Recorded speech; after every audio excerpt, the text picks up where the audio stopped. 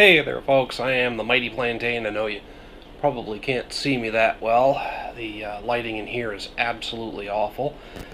I'm in a temporary housing arrangement right now. This is actually an old converted garage slash apartment that I used to live in back in my 20s. We're just waiting for a double wide to be delivered. Might take a couple of months, but we'll be into a new home pretty soon here, hopefully before the snow really starts to fly up here in Maine. Yeah, I know. That's enough personal details. I told myself that the lighting in here wasn't so good. The acoustics are horrible. I'm sure you can hear the refrigerator running in the background and an air conditioner upstairs, whatever other background noises I wasn't able to eliminate. But got way too many really interesting looking beers sitting around the fridge, and I don't want to wait a full 2 months to drink them. So I'm going to be doing some reviews from here. I might do some different camera angles. We'll see if I can get a better lighting setup. We'll just play around with it over the next few days. Well, the next 2 days because it's the weekend, but maybe next weekend too I'll mess around with it. So anyway, one more piece of housekeeping. Got some new tie-dyes this year. Means it's time to retire this one. Now, I've had this thing for 6 or 7 years. Now, like I said, I know the lighting's horrible, but I'm going to try and show you that 6 or 7 years, many washings later, and this thing actually still looks pretty damn vivid. I mean, the color has stayed. That's in really good shape. The only reason I'm getting rid of it, I got a hole in the shoulder here. I got holes coming in the seams, and mostly a little hole there, and a big hole forming under this armpit. So, I mean, 6 or 7 years, that's pretty damn impressive for it to last that long, hold that kind of color. I've been wearing the thing at least once every 2 weeks. So, pretty impressive. For those of you in the central Maine area, you want to find a t-shirt with that tie-dye t-shirt with that kind of quality, check out White Rabbit Emporium. Guy who usually makes the fair circuit. You can find him under a tent. I know he does the Windsor Fair. I don't know about the others. I'm assuming Skowhegan State Fair, some of the other big ones. He's been doing it for years. When he's not doing the fair circuit and the weather is decent, you can find him on Mount Vernon Ave in Augusta, I think right outside the college carryout, but outside one of those local stores. But yeah, hit him up. $10 for a damn tie-dye. And if you have to go to some of the larger sizes, I think it only goes to like 12. 15 for a long sleeve. The hoodies are pretty damned expensive. Well, I don't want to put it that way, but they're more expensive than the t-shirts, but they are just as worth it. Color stays pretty damn good in them. But anyway, I guess it's all the housekeeping and personal details that you guys really don't need to worry about out of the way. Tonight, this is one of those interesting ones. We are looking at 21st Amendment's 15-pack variety pack. I've been enjoying Brew or Die from these guys for years, ever since they first showed up around here. They've had some really big hits. Monk's Blood was the only miss from them I've had so far. It was still a decent beer, it just didn't sit as well with me as some of their others. So in this pack, we've got Hell or High Watermelon, which is a watermelon wheat ale. Their Blah Blah IPA, Down to Earth Session IPA, Brew or Die IPA, and Brew or Die Blood Orange. Yeah, just Blood Orange IPA. I thought there was a second fruit in there too. But, like I said, these guys haven't had any misses for me yet. They've been at a lot of the local Maine brew fests that we've been to. They are out of New Hampshire, obviously, Brew or Die, but, or 21st Amendment too. Really solid brewery. The order I just read them in, I believe, is the order that we're going to go ahead and drink them in. And I haven't unpacked the glasses yet. I'm probably not going to unpack the glasses until I'm next door. So we're going straight out of the cans on this one. So, Hell or High Watermelon. Wheat beer with watermelon. 4.9% alcohol by volume. The IBUs are not listed on this, so I assume they're low enough that it's not really going to register. That's what I did with the others. I arranged them in order of IBUs, from lowest to highest, of course, except for the two Brew or Dies.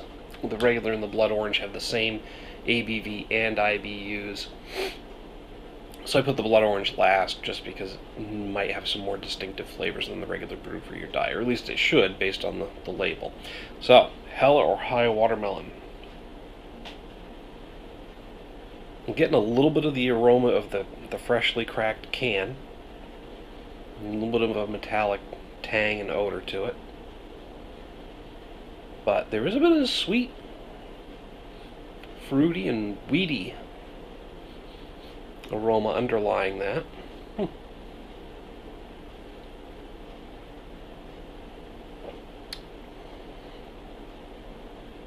Goes down easy. Very crisp. Light mouthfeel. I mean, it's definitely a wheat beer up front. It's got that lovely grainy, weedy flavor, like a mouthful of Wheaties cereal or crispy wheats and raisins. Do they even still make that? I don't know. Minus the raisins, until you get on the back end a little bit of sweetness and a little bit of that nice crisp watermelon flavor. So this is a very smooth, easy to drink, great summer beer with that wheat up front and the watermelon in the finish. Pretty damn good. I'm going to hit this with a solid 3.5 out of 5. I'll try to say this only once this video, and I know I say that a lot too. 3 on a scale of 1 to 5, a 2.5 is average. So 3.5 is a pretty solid above average beer. There's just nothing in particular about it that's blowing me away.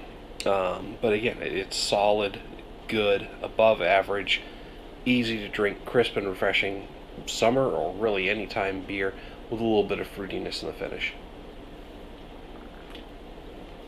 I'm going to finish this one up, and we will move on to the Down to Earth Session IPA.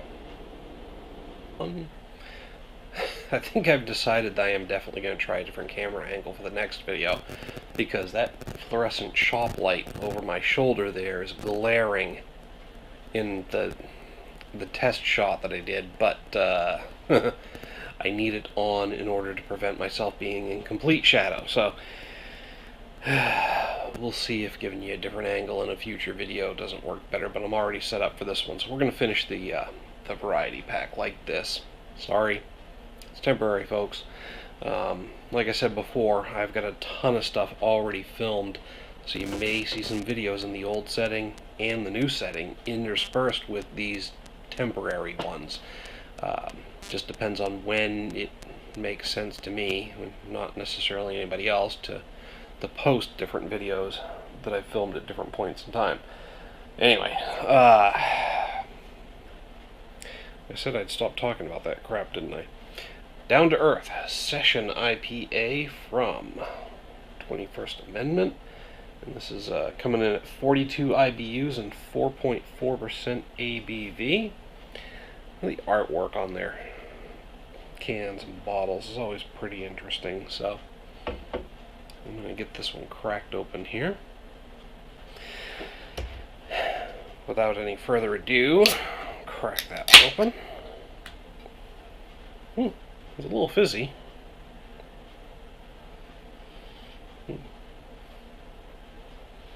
Still getting that freshly cracked can,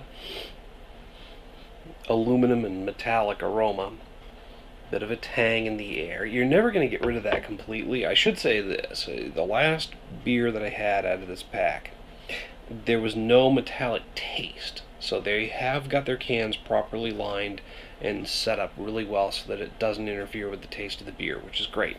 I love that when a brewery goes to that much effort to make sure that the cans don't impart that metallic taste, but you're never going to get rid of that freshly shorn metal metallic tang that hangs in the air, because that's based on particulates, just like all aromas. Yeah.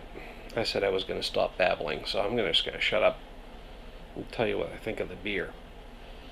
But beyond that metallic tang and that ozone, I guess aroma is how you'd say it, I am getting some overall hoppy bitterness. Maybe some floral notes. Which is interesting because I'm mostly keyed to pine and citrus, so for me to pick up on floral, earthy, or grassy, any of those other notes is a little bit unusual, so.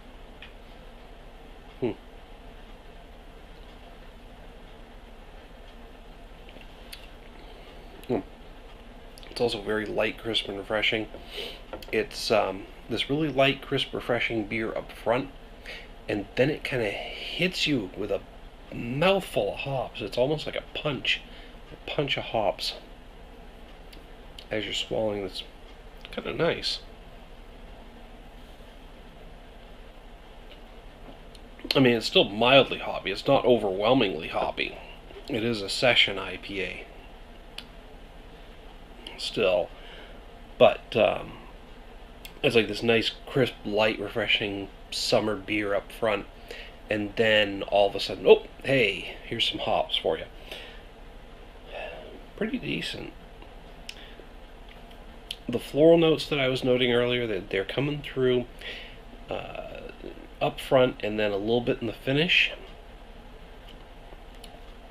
Actually, a little bit of earthiness to it.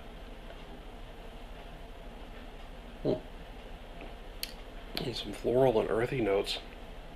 Like I mentioned, I'm not used to picking up on that as much, so I'm impressed. But then just an overall freshness to it. I gotta throw this one a 4 out of 5. It's surprising me with how down to earth it is. Imagine that. But yeah, just a really nice, solid session IPA. Nothing that's making me go wow or really impressing me, but it is giving me a couple of hop notes that I don't normally pick up on. So I am impressed by that, and that's what's pushing it up a little bit higher than an above average beer for me. So I'm gonna, and it's got a nice light mouthfeel as well.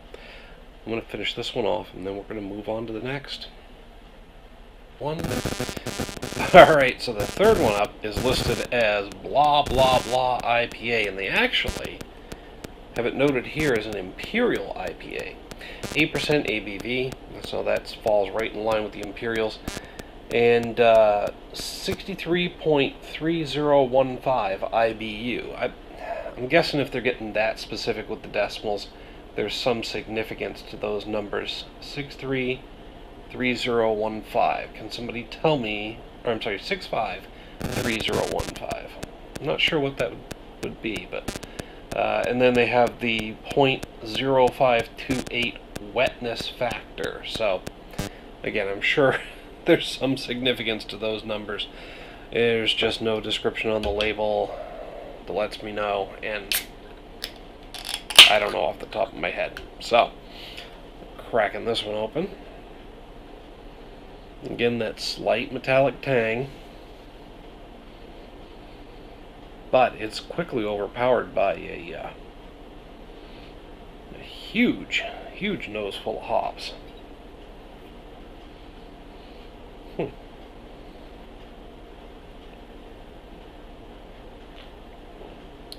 A bit of a medium mouthfeel, a little more body, a little hoppy up front, and then a huge amount of hops following.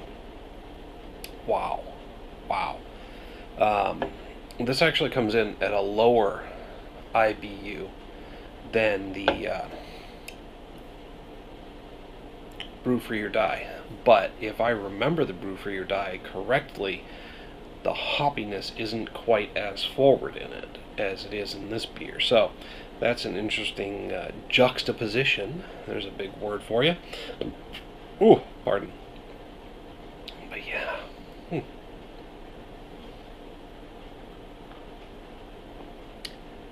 Like I said, nice medium mouthfeel up front.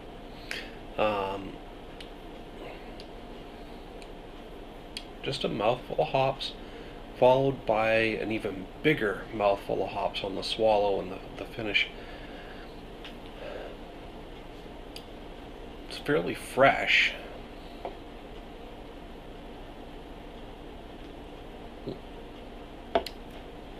I mean, that is a very fresh tasting hoppiness. Very, very fresh. I'm not really picking up on any particular hop notes. I mean, I'm getting grassy, floral, earthy, a little bit of pine and citrus. They're all just kind of coming together in this overall hoppy bitterness, and no one particular note is standing out from the crowd.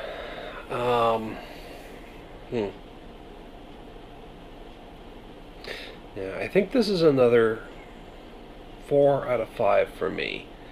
It's just a nice, juicy, delicious mouthful of hops, but there's no distinction. There's nothing really making this step forward.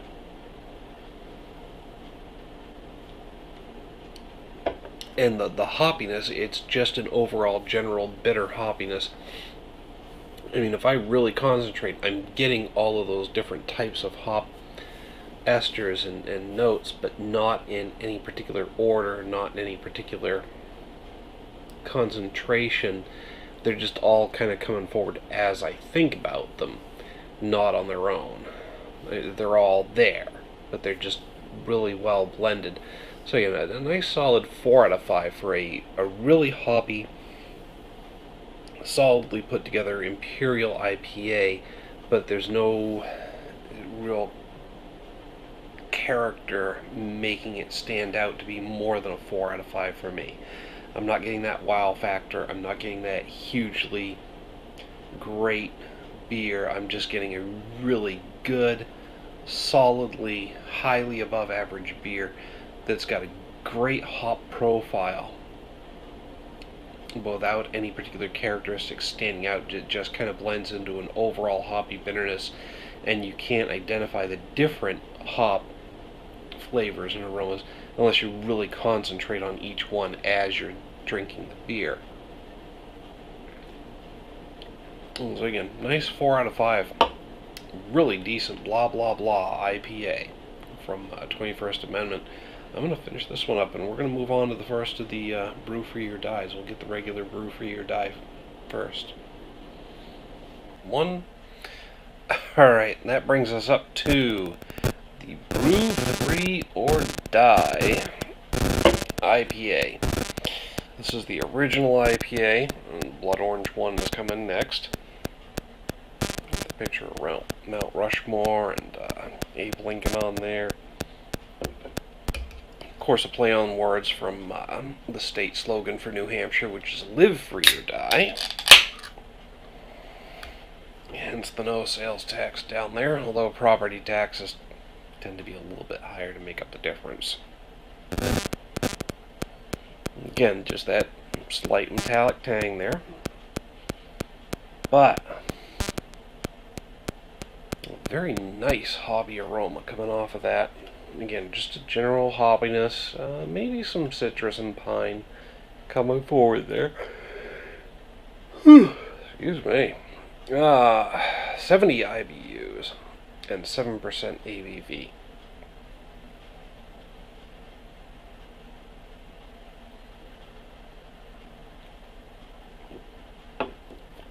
Oh, nice medium mouthfeel. Overall, a very, very hoppy flavor to it.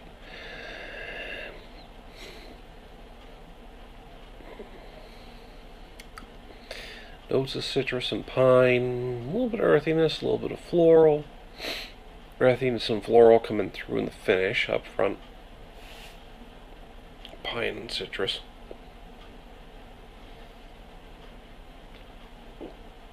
But an overall really great. Oh, pardon.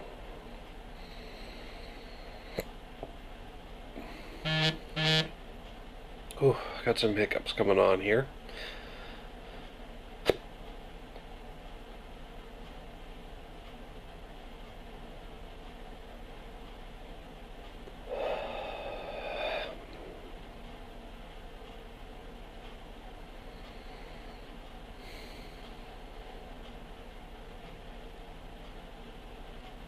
I think we got rid of them right there. Gotta watch the breathing afterwards, though. Only two things actually can cause the hiccups, folks. According to some of the latest science, it's either a dry throat or a fluctuating diaphragm. The fluctuating diaphragm being the harder of those two things to fix. Pardon, it is getting late at night. But there are some things you can do to fix that fluctuating diaphragm, such as regulating your breathing. Alright, so, all that aside,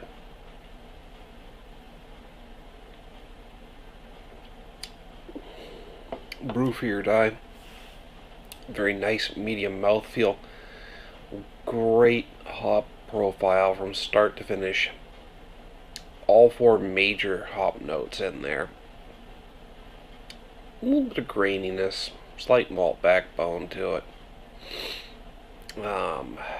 This one, and I kind of been stalling a little bit on this. This used to be a perfect 5 out of 5 for me. In terms of the overall hoppiness, the way everything blends together, the way the IPA comes together really well. It was a perfect IPA for me. Unfortunately, lately there have been a lot of really good. Excuse me. Wow. I'm gonna have to call it a night pretty quick. There have been some really great IPAs that have come through lately that have just kind of slightly edged it out. It is now 4.5 for me out of 5. And like I said, it used to be a full 5 out of 5 just because of the way the hop profile is really well blended, put together. It wasn't anything necessarily standing out or setting the beer apart other than how perfectly well put together it was. I mean, it's a great IPA. I love it. Still a full 4.5 out of 5 for me. There have just been some other beers that have come out lately that have been better put together, better rounded, that have just kind of knocked it out of that competing for my #1 favorite spot, honestly. So, really great beer.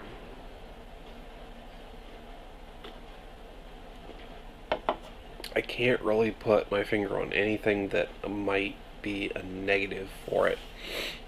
But, yeah. 4.5 out of 5 still.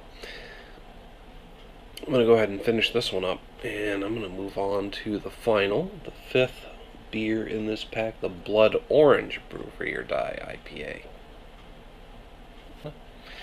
Alright, and this is the 5th and final beer, Brew for your Die Blood Orange IPA. A little trouble getting under the tab there. That's one thing about trimming the fingernails up. Go too deep and you'll never get a beer can open again. Well, or at least not for a couple of days. Now, they changed up the label art just a little bit from the original Brew for your Die. And all of the hops float around, but Abe Lincoln still looks like a badass. Again, that slight metallic tang from the freshly opened can. Underlying that, a general hoppy aroma.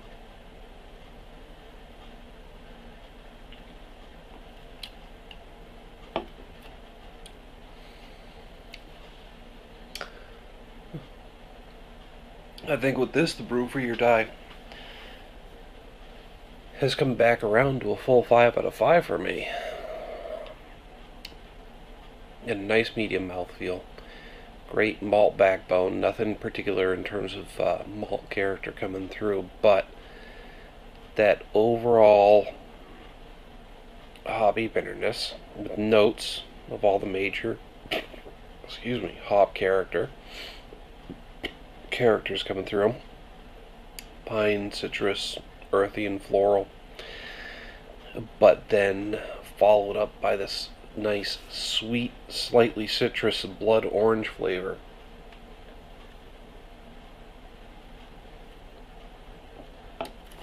mostly in the finish, although that blood orange flavor has mellowed some of the harsher aspects of the other 4 hop characteristics. Overall, just a really well put together, great experience. I think I'm going to hit this the full 5 out of 5. So there you have it. It's a pretty solid 15 pack, 5 different varieties, 3 beers of each in the box. Certainly worth investing in if you can find it in your area. 21st Amendment, again, has some really great beers. I've only ever been disappointed once by them that I can recall. Great brewery, great beers. Check them out. Check out the 15 pack, the variety pack. Once you've done that, make sure to hit me up down in the comments, an email link down below. Let me know what you think of the beers, if you agree or disagree with my assessment of any of them. Want to talk to you either way. Until next time, folks, thanks for tuning in. Cheers.